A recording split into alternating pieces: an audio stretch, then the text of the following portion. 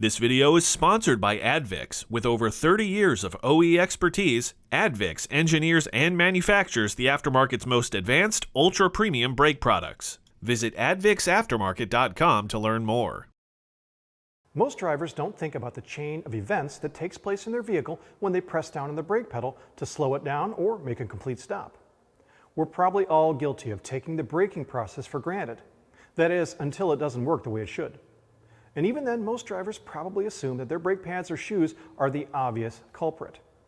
The reality is that brake fluid is just as important to the proper functioning of a vehicle's braking system. And it also happens to be one of the most neglected components in the braking system. A vehicle's braking system places tremendous demands on the brake fluid. Brake fluid is essentially hydraulic fluid, and its primary role is to transfer force applied at the pedal to the caliper or cylinder at the wheel. It's able to do this because it's not compressible, which means it doesn't compress if exposed to extremely high pressures and temperatures. When pressure is generated at one end of the system, the same amount of pressure comes out of the other end. When the driver pushes the brake pedal, the force creates hydraulic pressure in the master cylinder, which is transferred through the brake fluid. This pressure flows through the hydraulic lines and hoses to the wheel cylinders and calipers. In vehicles with drum brakes, this pressure forces the shoes against the drums. In vehicles with disc brakes, it forces the pads against the rotors. The average driver comfortably generates a peak of 70 pounds of force on the rubber pad at the end of the brake pedal during a moderate stop. The brake pedal is nothing more than a mechanical lever that amplifies the force of the driver, while the brake fluid is responsible for transferring that force to the brake calipers and wheel cylinder assemblies. Brake fluid also is responsible for lubricating rubber seals and metal components that are moving in the system, reducing the amount of wear on those moving components.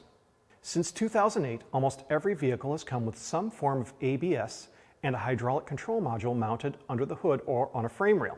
Since 2012, every light vehicle sold has been equipped with stability control that has added valves and complexity to the hydraulic control unit. The hydraulic control unit needs fresh brake fluid to operate and protect valves and passages from corrosion. By nature, brake friction produces heat. To do its job properly, brake fluid needs to be able to function in a high temperature environment without boiling, which is why the wet and dry boiling points are two of the most important characteristics of brake fluid.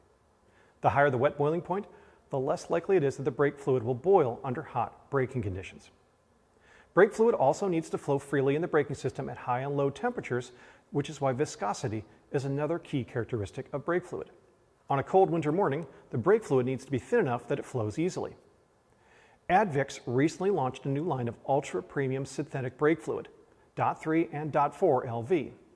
Both of these brake fluid formulations deliver the highest wet and dry boiling points in the industry, according to the company.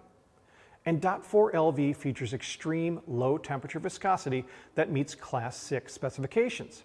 That means this brake fluid is tested to perform in the most extreme environments, delivering reliable and consistent brake operation, even in the coldest temperatures. Here's the bottom line for your customers. Brake fluid is just as critical to the safe operation of the braking system as the other components in the system. And not all brake fluid is created equal. An ultra-premium brake fluid that's tested to OEM standards will provide peace of mind that their brakes will come through when they need them most. I'm Josh Cable, thanks for watching.